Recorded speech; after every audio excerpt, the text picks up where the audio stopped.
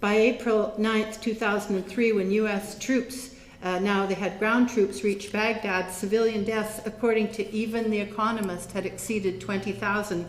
By September 2009, according to journalist John Pilger, Iraqi deaths had exceeded 50,000. By July 2006, deaths of Iraqi people due to the war and occupation, the invasion and occupation, had soared to over 655,000, according to the Johns Hopkins Bloomsbury School of Health Studies published in October of 2006.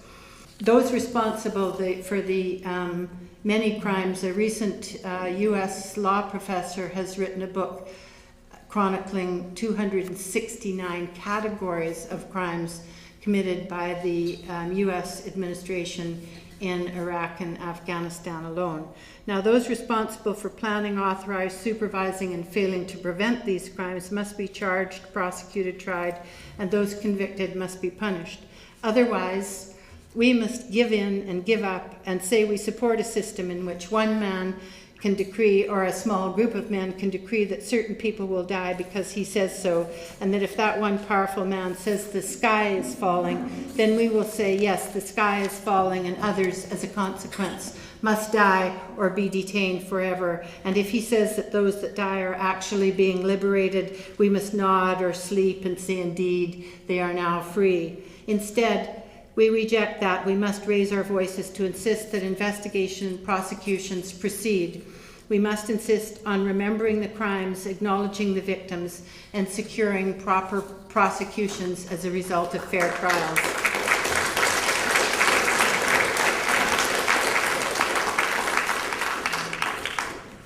Around the world, there are many efforts being made to investigate these crimes and to hold members of the Bush and Blair administration accountable, and I want to just give you some details of some of those efforts.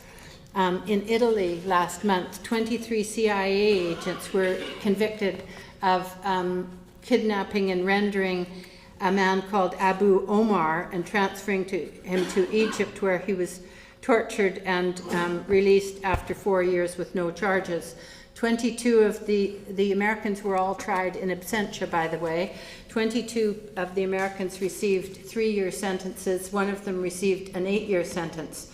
I just wanted to say a thing, if anybody wants to Google this particular investigation, it's amazing. One of the amazing things about it is the investigation led to a prosecution, led to convictions because of the dogged passion and persistence of a couple of people in Italy.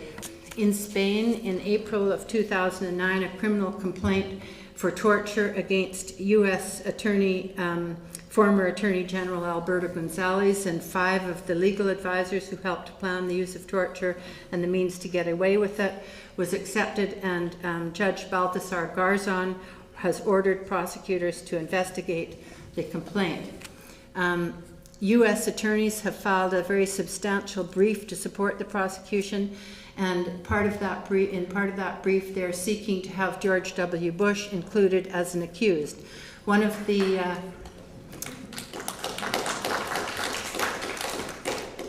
lawyers in that group, William Pepper, has said it would be an injustice not to prosecute those who occupied the highest positions of authority.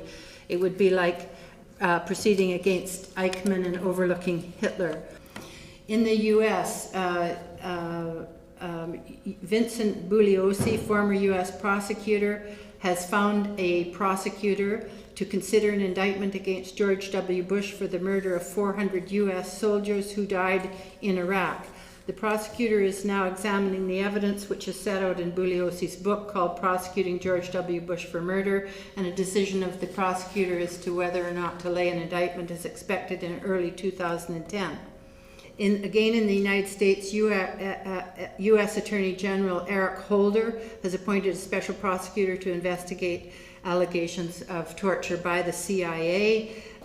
In the UK, as a result of activity by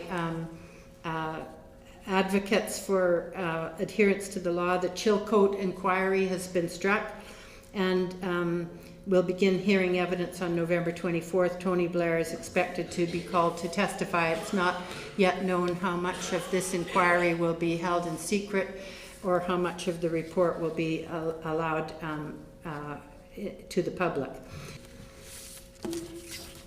Again, people continue to insist that those responsible be held accountable.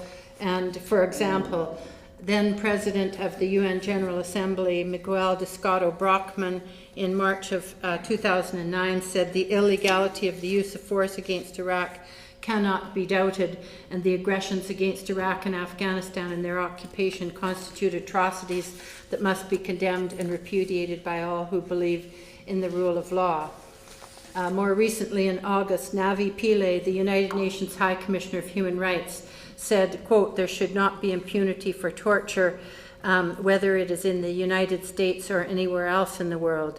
UN experts Manfred Noack and Martin Shannon have warned that in view of the conclusive evidence of torture against Bush and others in the Bush administration, states ratifying the Convention Against Torture, such as Canada, have the legal duty to prosecute, and that to give members of the Bush administration amnesty is to violate the law. In Canada, we have a very severe problem because our current administration is obviously committed to not enforcing the law and even to violating it, and they obviously are sure that they can do that with impunity.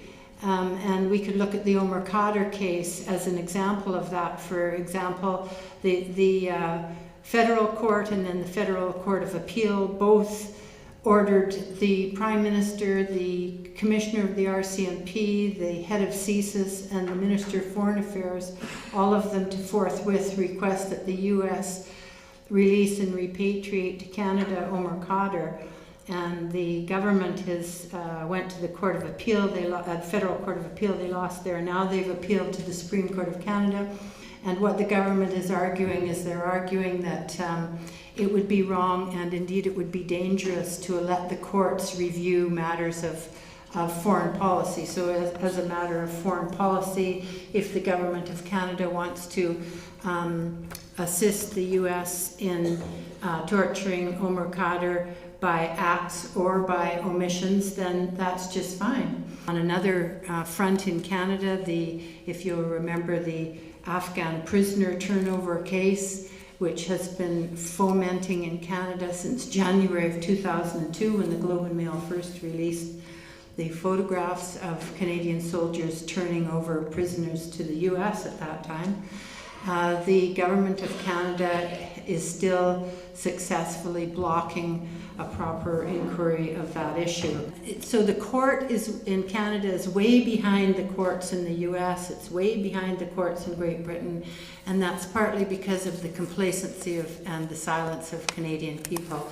Canadian people tend to think that they're very nice people and that they needn't take any action, and that governments, even if they've only been voted in by 25% of the registered voters, they'll just do fine.